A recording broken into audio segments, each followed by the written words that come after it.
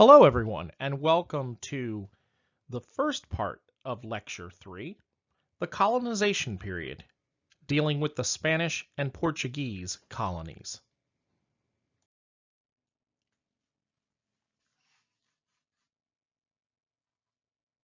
Now, first, let's look at the Spanish colonies of Central and South America.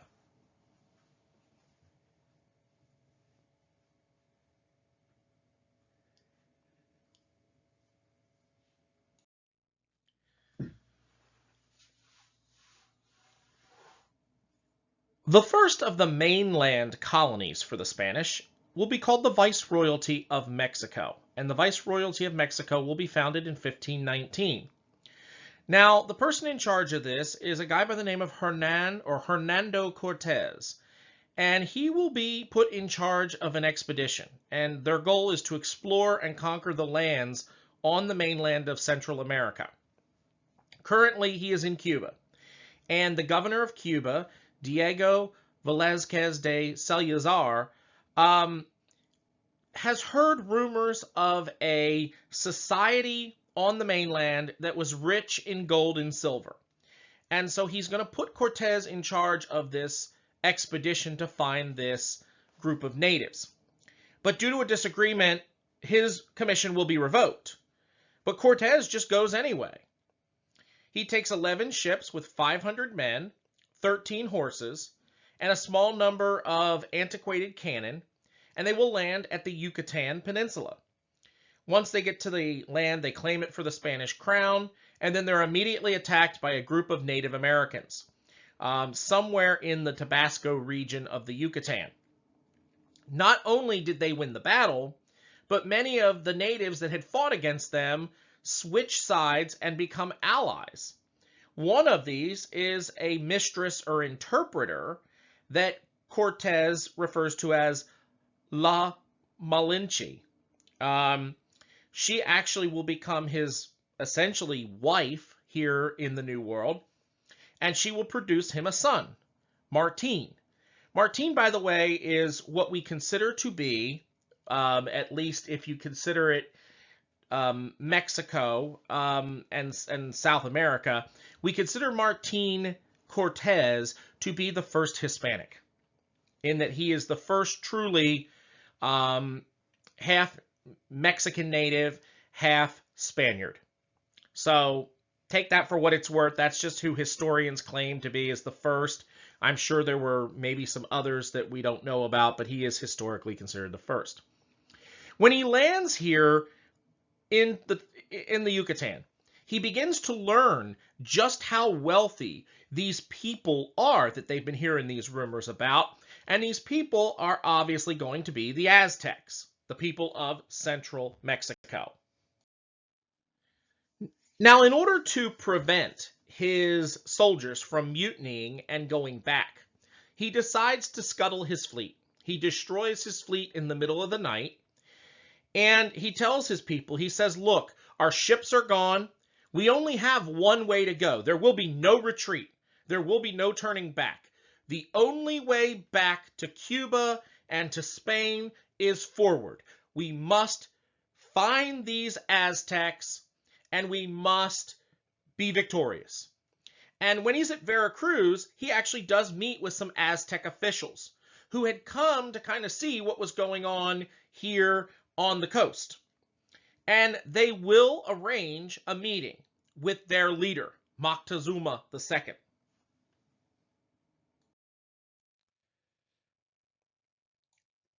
The problem is, Moctezuma II refuses to meet with Cortez. But Cortez is determined that he is going to meet with him. So Cortez will leave the Veracruz area, and he will begin traveling through what is now the modern-day country of Mexico. And as he goes through all these territories, he begins to conquer or make alliances with the former Aztec tributaries. These city-states that the Aztec were technically ruling over, but allowing them some independence. And by the time that Cortez arrives at the capital of the Aztec Empire, Tenochtitlan, he had amassed a large army. He had his Spanish soldiers, plus he had all the native soldiers who had joined him during this time. And here is a map of his overland route. And you can see all the different tribes that he either negotiated an alliance with or he defeated and forced into an alliance. And remember, this is not an empire like we think of, like the Spanish Empire or the Inca Empire, where these are all one government. Remember, this is a tributary empire where the Aztec are only really controlling Tenochtitlan. All these other people are independent and just owe allegiance to the Aztec on Tenochtitlan. So a very different makeup, and they switch sides very quickly. They see who the dominant power is going to be, and they switch sides. On November 8th, 1519, Cortez will enter Tenochtitlan, and there he will meet with the Aztec Emperor Moctezuma II. Moctezuma II allowed him to enter. He wanted to see what Cortez was all about, what these white-skinned foreigners were like. He wanted to learn their weaknesses and eventually to destroy them. Now, a lot of people seem to think that Moctezuma thought that they were gods or that they were emissaries of Quetzalcoatl. Some did believe this, but the Aztec ruling class, the upper class, were convinced that these were just some kind of native tribe that had never been seen before from across the ocean. They had already heard the stories of these people from the Caribbean. So they were less likely to believe in the representative of God theory that by the way, Cortez will actually try to play up. And you know, like I said, some people did believe it. Some people did believe he was the emissary of Quetzalcoatl, readying the Aztec area for his return. But the upper class did not believe this. Now, the Spanish will get gold and silver from the Aztecs, because the Aztecs assume if we just give them gold and silver, they'll leave, because that's really all they want. The problem is, it only made their thirst for wealth stronger. There's a story, we don't know if it's true or if it's created after the fact, but supposedly Cortez, after he seizes power, will tell Moctezuma, the Spanish, we have a disease of the heart, and it's called greed, and only gold will cure that disease. And what happens is very quickly upon their meeting, the Spanish will arrest Moctezuma II, and they will essentially set up a puppet state with him as the ruler, but Cortez calling all the shots. So Tenochtitlan is essentially going to be seized from the Aztecs in a bloodless coup. They just simply take it away from them here in November of 1519.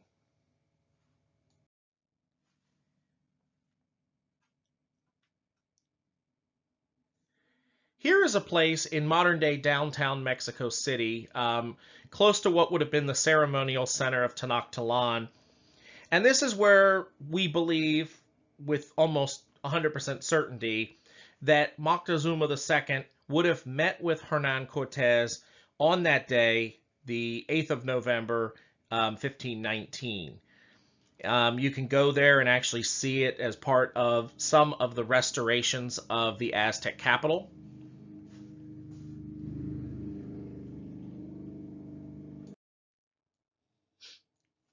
Now, on July 1st, 1520, Montezuma II is killed.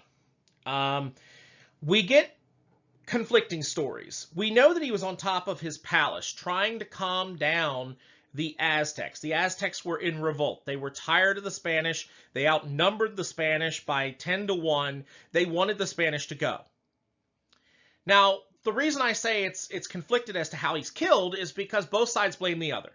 The Spanish say that the Aztecs will stone him to death because they're upset by him essentially turning over Tenochtitlan to the Spanish. The Aztecs will say, no, that's not true. He was killed by the Spanish when they realized that he was no longer speaking for them and that he could no longer placate the natives under his command. What we do know is that the Spanish were forced to flee Tenochtitlan across the causeway, and the Aztec will massacre the back guard. This was mainly made up of the native warriors. They will just slaughter them. We also know that most of the treasure that they collected from Tenochtitlan was lost. Also, the majority of their artillery pieces were lost during the escape. And so, by the time they arrive on the mainland, this invasion force of Cortez, he loses about 870 men. And the Aztecs decide to elect a younger brother of Montezuma to be their new chief, to be their new king or emperor. Now, Cortez is away. He's not there at the time. And when he hears about this, he is upset. He is not happy for two reasons. First of all, from what we understand, now this may sound almost horrible, unbelievable, but we do believe that Cortez did have some kind of soft spot for Montezuma. We don't believe that he hated him enough to have him killed. We believe that he found him to be useful and actually quite pleasant. So the fact that Montezuma II is now dead, he is not happy about that. But more importantly, he's not happy that he has now been kicked off of this island with all these great riches. So what Cortez decides to do is he is going to cut off Tenochtitlan from supplies. He's then going to go around and destroy the military power of all the mainland allies that supplement the Aztec army. Well, it doesn't work. Tenochtitlan has fresh water, they have food, they can get off and on the island using their canoes. They are set. They can hold out indefinitely.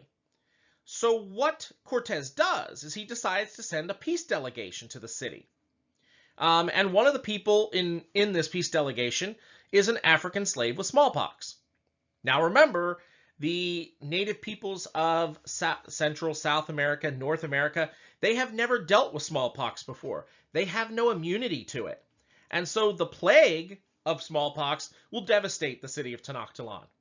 Many people are dying, including the new emperor. They have to elect another emperor who was the son-in-law of Montezuma as their new leader. And eventually what happens is they lose so many soldiers that the Spanish are able to enter the city unscathed. They can just walk right in. And they essentially slaughter all the remaining Aztecs they can find. They then tear down the city of Tenochtitlan. They level it, pull down all the temples and palaces. And what they do is they build the foundation of what is now modern-day Mexico City in its place. So Tenochtitlan is no more, and in its place is going to be the founding of Mexico City.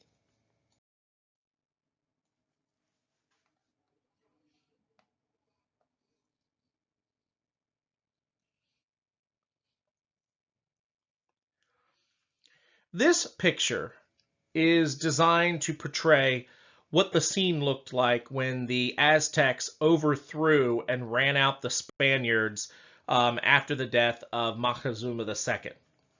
It is also supposedly showing the Aztecs slaughtering the Native American back guard of the Spaniards. So that's what this picture is supposedly portraying.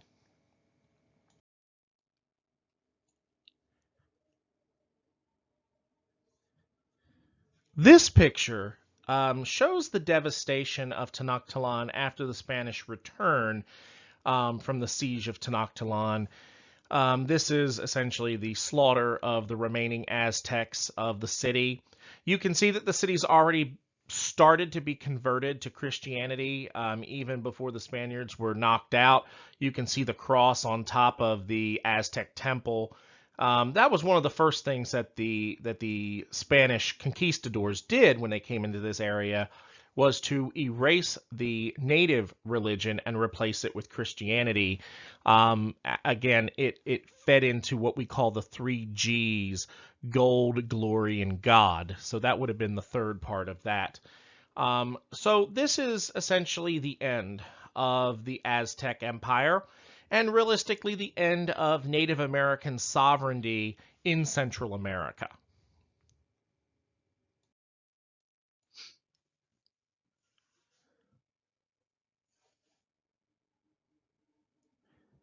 Now, the second of the Spanish colonies on the mainland is the Viceroyalty of Peru, which was founded in 1532.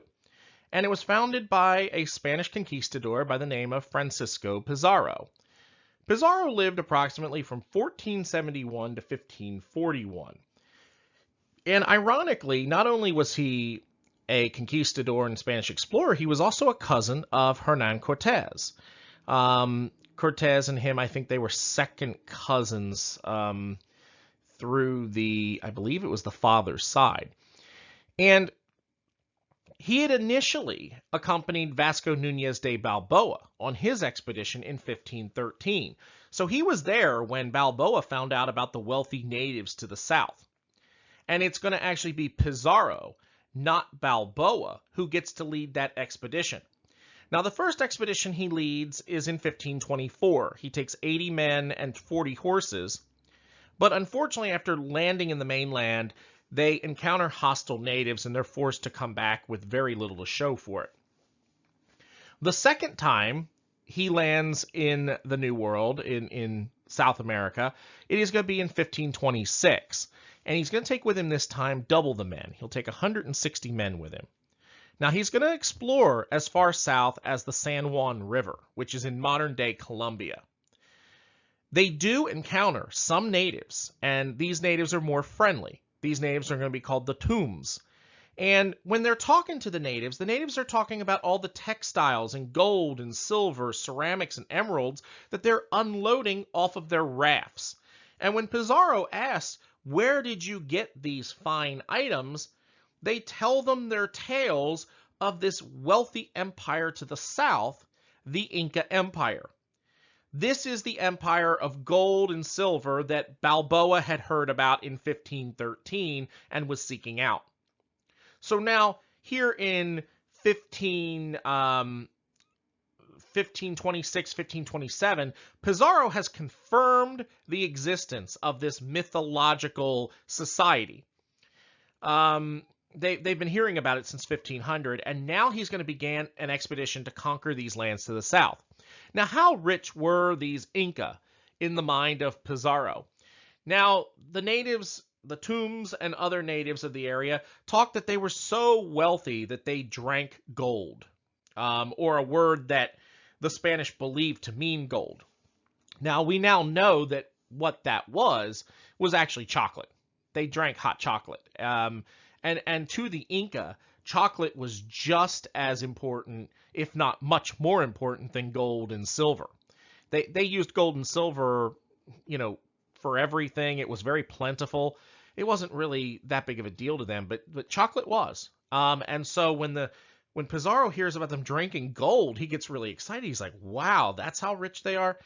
They were actually talking about hot chocolate. So, but here in 1526, 1527, he's going to begin the planning stages for this expedition to conquer what we now know as the Inca Empire.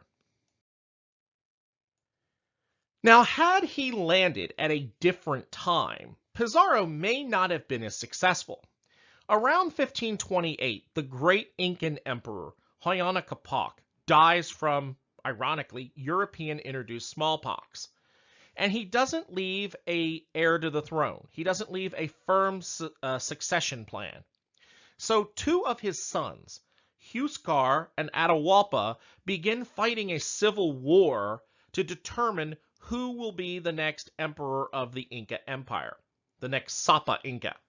And in 1532, Atahualpa actually wins a major battle. He captures the capital city and he defeats his brother. It's just a matter of time before Huáscar is in his hands, before he's captured him and this war is over. At the time he captures Cuzco, the capital, he has an army of about 250,000 men. Now, just compare that to what Pizarro is going to bring with him. 250,000 men as part of the great Incan army. Well, here in November of 1532, very shortly after Atahualpa wins his great victory, Pizarro will arrive at Cajamarca here on November 15th, 1532, and he brings with him 150 men. Remember, the great Incan army had 250,000. Well, camping here at the time was Emperor Atahualpa, and he decides he wants to meet the Spanish. Now, what's he want with the Spanish? Well, Atahualpa believes that he can hire some of these conquistadors, that he can use their technology, their weaponry, and then once him and his soldiers know how to use their weapons, he can then turn around and get rid of them. He can execute them at his leisure.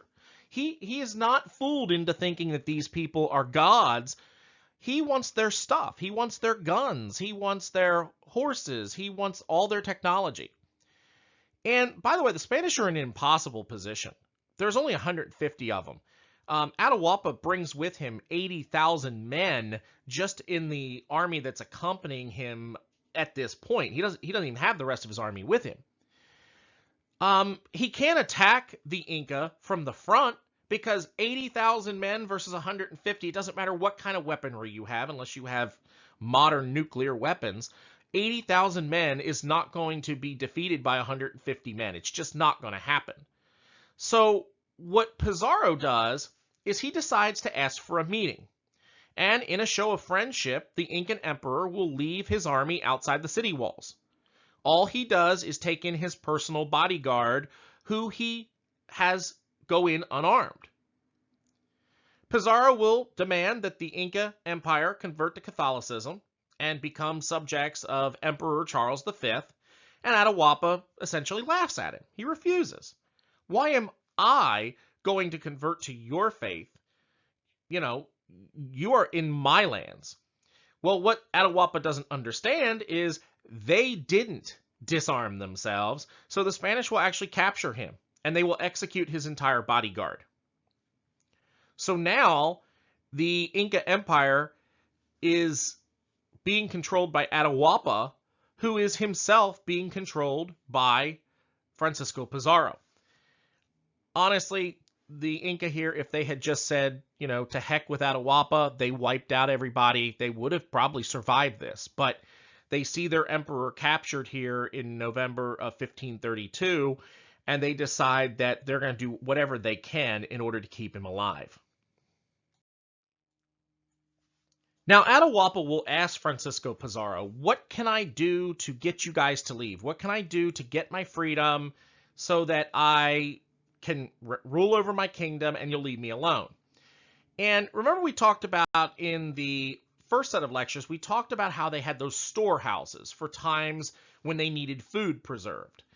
Well, what Atahualpa will do is he'll get one of those rooms, and those rooms are about 22 feet long by 17 feet wide by approximately 8 feet high. And he'll have the entire kingdom turn over all their gold. And in two of those same size rooms, he will have them filled with silver. And he hopes that this is enough to convince Pizarro to leave. Well, Pizarro is more than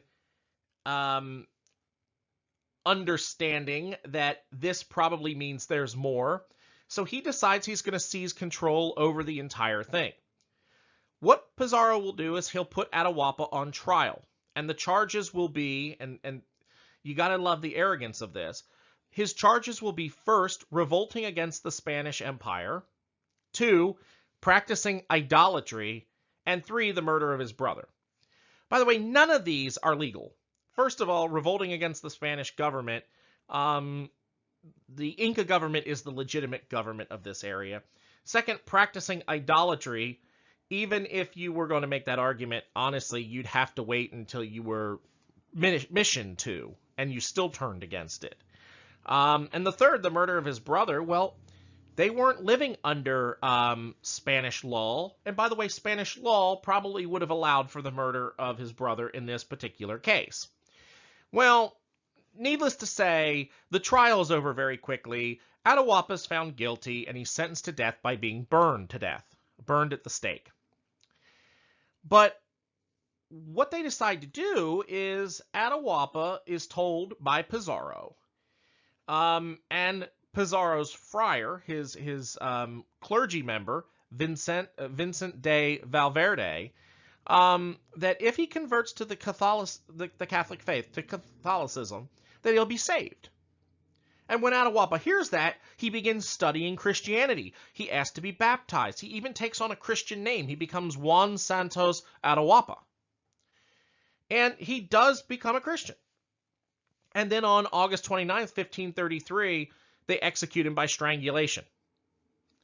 Remember, when Christians talk about being saved, that means something a lot different than what other people hear when they hear saved. Atahualpa believed that if he converted to Catholicism, he would be saved, he wouldn't be killed.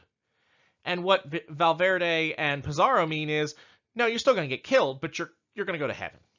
Well, I'm sure Atahualpa, that was, not what he was looking for in that. But here's supposedly a picture of the death of Atahualpa.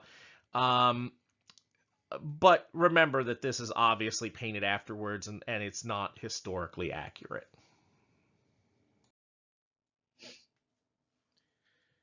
Next, let's take a look at the Portuguese colony of South America.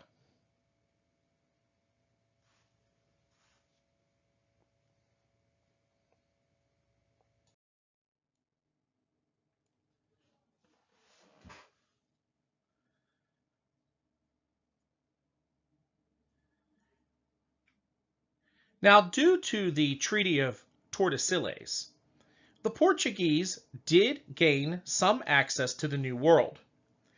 And this area of South America will be named eventually Brazil, the modern day state of Brazil.